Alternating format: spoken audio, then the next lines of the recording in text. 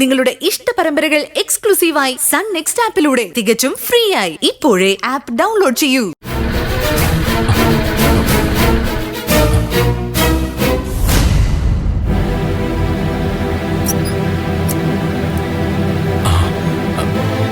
വാമോനെ സത്യ, പ്രതിഭ മോൾ ഇപ്പം നിന്നെ വിളിക്കണമെന്ന് പറഞ്ഞ് മുറിയിലേക്ക് പോയതേ ഉള്ളൂ. അതിന് പ്രതിഭയെക്കുറിച്ച് ഞാൻ ചോദിച്ചില്ലല്ലോ അങ്കിളെ.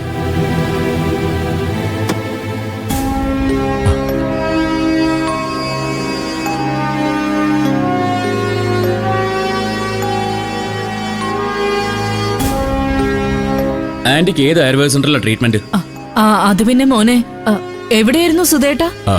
അത് നമ്മുടെ എന്താ അതിന്റെ പേര്?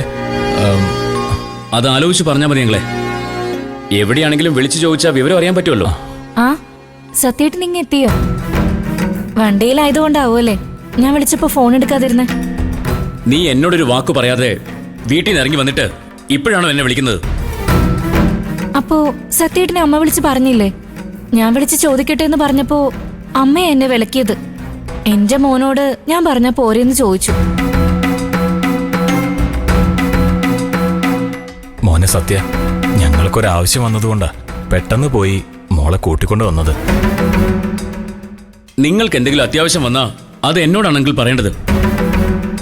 എന്റെ അമ്മയുടെ സ്വഭാവം വെച്ച് അവരാരുടെ ആവശ്യങ്ങൾ അംഗീകരിക്കുന്ന ഒരാളല്ല. അത് ശരിയാ സത്യം പറഞ്ഞത്. പക്ഷെ എന്താന്ന് അറിയില്ല, ഞങ്ങൾ ചെന്ന് കാര്യം പറഞ്ഞ ഉടനെ സുശീലേച്ചി പ്രതിഭയെ കൂട്ടിക്കൊണ്ടു പൊക്കോളാൻ പറഞ്ഞു. അതങ്ങനെ അമ്മ പറഞ്ഞിട്ടുണ്ടെങ്കിൽ പ്രതിഭയെ അവിടുന്ന് പറഞ്ഞു വിട്ടിട്ട് അമ്മയ്ക്ക് വേറെന്തോ കാര്യമുണ്ട്.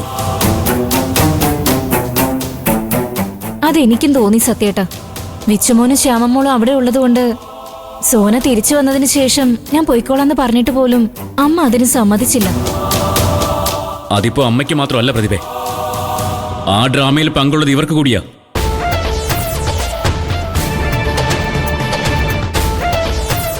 ഇവരും കൂടി അറിഞ്ഞുകൊണ്ടാ ഇല്ലാത്ത ആയുർവേദ ട്രീറ്റ്മെന്റിന്റെ പേരും പറഞ്ഞ് നിന്നെ ഇങ്ങോട്ട് കൂട്ടിക്കൊണ്ട് വന്നത്. അല്ലെങ്കിൽ ആന്റി അങ്കിളും പറയട്ടെ.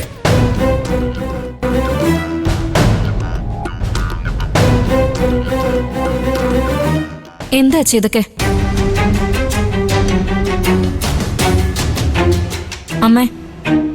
അമ്മ ട്രീറ്റ്മെന്റിന് പോവാണെന്ന് പറഞ്ഞത് കള്ളാണോ?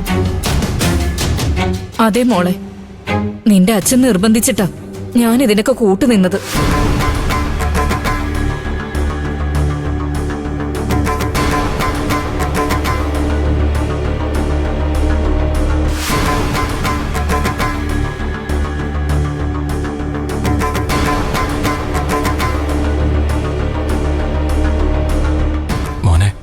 എന്റെ ഗതികേട് കൊണ്ട സത്യ, സുശീല ഒരു കാര്യമെന്ന് പറഞ്ഞാൽ എനിക്ക് പെട്ടെന്ന് തള്ളിക്കളയാൻ പറ്റാത്തോണ്ടാ.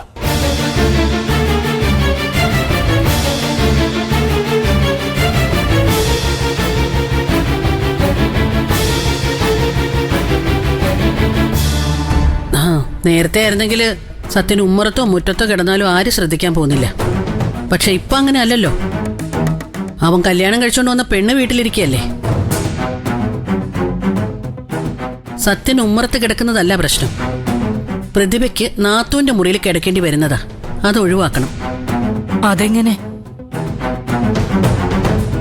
നിങ്ങൾ വന്ന് പ്രതിഭയെ തൽക്കാലം ഇങ്ങോട്ട് കൂട്ടിക്കൊണ്ടുവരണം.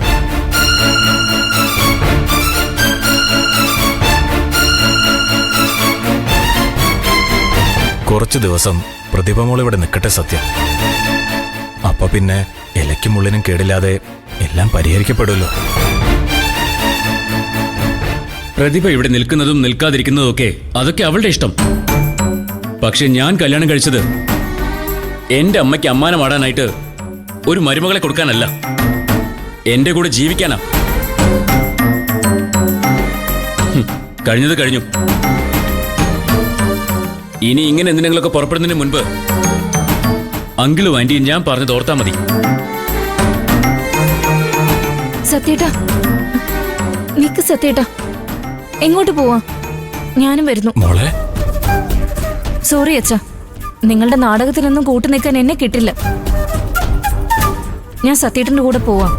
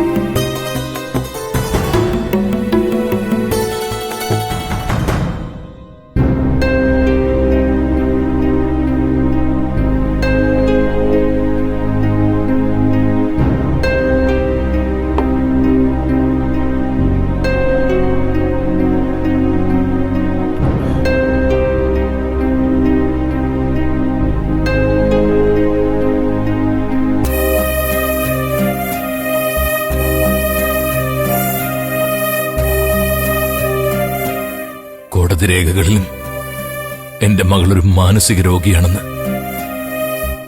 എഴുതപ്പെട്ട് കഴിഞ്ഞു.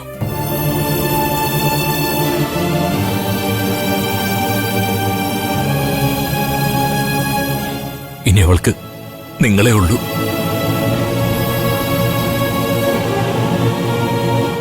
ഈ കുടുംബം അങ്ങനെ കാണാതിരുന്നാൽ മാത്രമേ അവൾക്കിനി ഒരു ജീവിതമുള്ളൂ.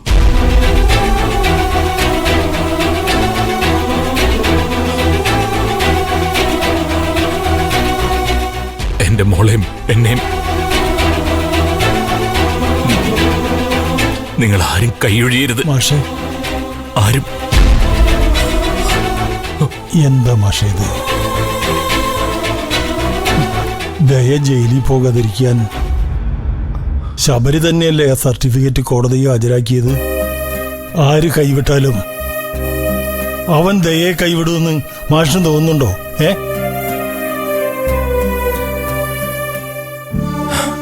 ശബരി എനിക്ക് വിശ്വാസ. അവൻ നല്ല മനസ്സോടെ അത് ചെയ്തത്. ദയ ജയിലിൽ കിടക്കുന്നത് അവന് സഹിക്കാത്തതുകൊണ്ടാ. ദയക്ക് ജാമ്യം കിട്ടുമെന്നും അവളെ വീട്ടിലേക്ക് കൊണ്ടുവരാനാകുമെന്നായിരുന്നു അവന്റെ പ്രതീക്ഷ. പക്ഷേ പോലീസ് കസ്റ്റഡിയിൽ മെന്റൽ ഹോസ്പിറ്റലിൽ കഴിയാന്ന് പറഞ്ഞ അതിലും വലിയ തടവായി പോയില്ലേ രാമനാഥ?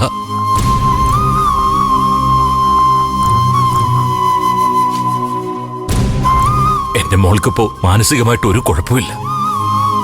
പ്രേതഭയം മാറിയതോടെ അവളുടെ മനസ്സ് പൂർണ്ണമായും മാറിയെന്ന് തന്നെ പറയാം.